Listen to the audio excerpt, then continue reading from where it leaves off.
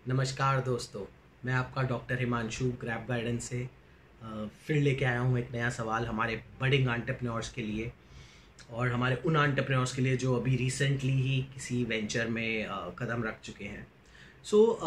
आज का सवाल भी बहुत ही इंटरेस्टिंग सवाल है दोस्तों। बहुत लोग सोचते हैं कि क्या उनको एक को फाउंडर अपने साथ रखना चाहिए या नहीं, क्या उनको सोलो एंटरप्रेन्योर की तरह एक अपने वेंचर को आगे परस्यू करना चाहिए। ये सवाल बहुत लोगों को आता है, बट कई जगहों पे अगर आप देखो कि ऐसा भी होता है कि कई कॉलेज फ्रेंड्स एक साथ मिलके दो तीन कॉलेज फ्रेंड्स एक साथ मिलके एक वेंचर आइडिया को परस्यू करते हैं, या कोई कलीग्स, दो चार कलीग्स, एक एम्प्लॉय जहाँ पे एक एम्प्लॉयर के साथ काम कर रहे हैं, वो दो चार एम्प्लॉयज़ मिलके एक स्टार्टअप वेंचर खड़ा करते हैं। तो उन सर्कमस्टांसेस में नेचुरली ही एक फाउंडिंग टीम, एक को फाउंडर्स की टीम तैयार हो चुकी होती है, राइट। उस केस में तो हमारे सामने सवाल आता ही नहीं है। बट ऐसे बहुत सिचुएशंस होती हैं जहाँ पे आप एक अकेले सोलो एंटरप्रेन्योर हैं और आपने भी रिसेंटली स्टार्ट किया है और आप सोचते हैं कि क्या मुझे अपने साथ एक को फाउंडर्स रखना चाहिए या नहीं रखना चाहिए, ऐसे को फाउंडर को रखने का क्या फ़ायदा होगा, नहीं होगा, या मुझे सोलो एंटरप्रेन्योर बन के ही काम करना चाहिए, या अपने नीचे एक सीनियर लेवल की फाउंडिंग टीम तैयार कर लेनी चाहिए। ये सवाल ज़रूर आता है। तो दोस्तों, इसी वीडियो में मैं ये सवाल को लेने जा रहा हूँ और ऐसे 3 पैरामीटर्स को डिस्कस करूँगा जहाँ पे आपको क्लैरिटी मिलेगी कि क्या आपको एक को फाउंडर रखना चाहिए या नहीं रखना चाहिए। दोस्तों, पहली चीज़, अगर आपको लगता है कि आपका स्किल के साथ आपको कोई कॉम्प्लीमेंट्री स्किल सेट भी चाहिए, तो आपको को फाउंडर ज़रूर सोचना चाहिए अपने वेंचर के लिए।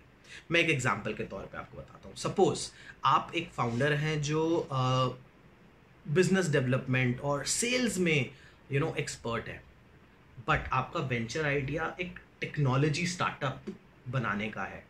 जब हम टेक्नोलॉजी स्टार्टअप की बात करते हैं तो टेक्नोलॉजी एक बहुत ही क्रिटिकल एरिया हो जाता है, एक क्रिटिकल स्किल सेट हो जाता है जो आप as a founder, solo founder के पास नहीं है।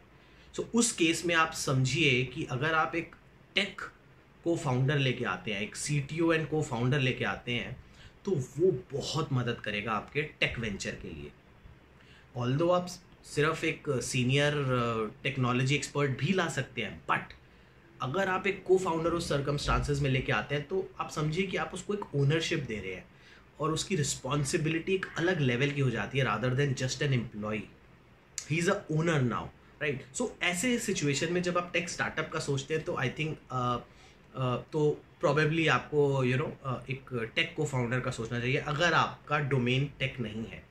ऐसे ही है कि अगर आपका कोई एक स्किल गैप है तो उसके अकॉर्डिंगली ही, और जो दूसरा स्किल आपके पास नहीं है और वो आपके वेंचर के लिए बहुत ही महत्वपूर्ण है, तब आपको को फाउंडर के बारे में ज़्यादा सोचना चाहिए rather than just the employ.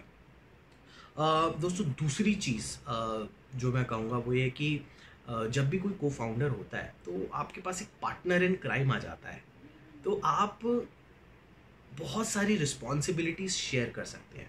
तो अगर आप एज अ फाउंडर, आपकी फ़िलॉसफी है कि आप बहुत चीज़ें शेयर करना चाहते हैं और अपनी रिस्पॉन्सिबिलिटीज़ को भी शेयर करने में आपको प्रॉब्लम नहीं है, तो आई थिंक आप को फाउंडर के लिए सोच सकते हैं।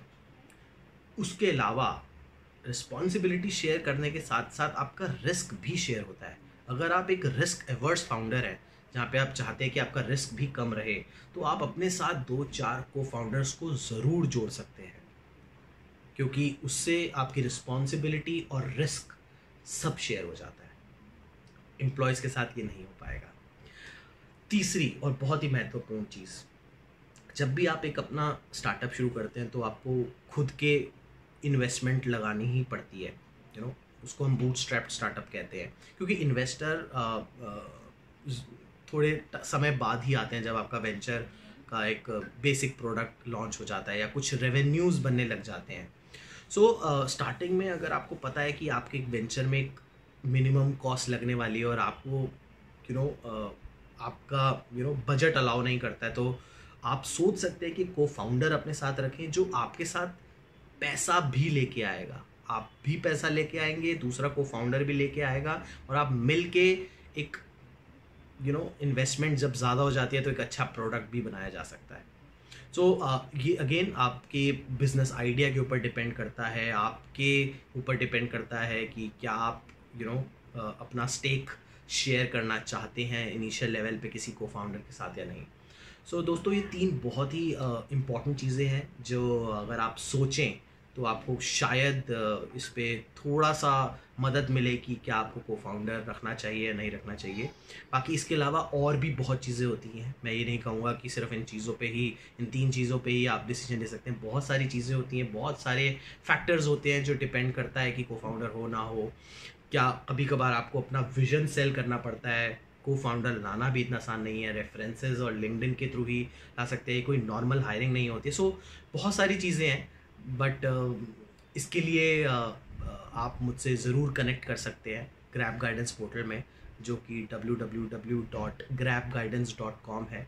और मेरे साथ कभी भी आपको कहीं से भी अगर ऑनलाइन कनेक्ट होना है तो आप ज़रूर मेरी प्रोफाइल में मेरे साथ सेशन बुक कर सकते हैं। बट अभी के लिए इतना ही दोस्तों। See you in the next video. Bye bye, धन्यवाद।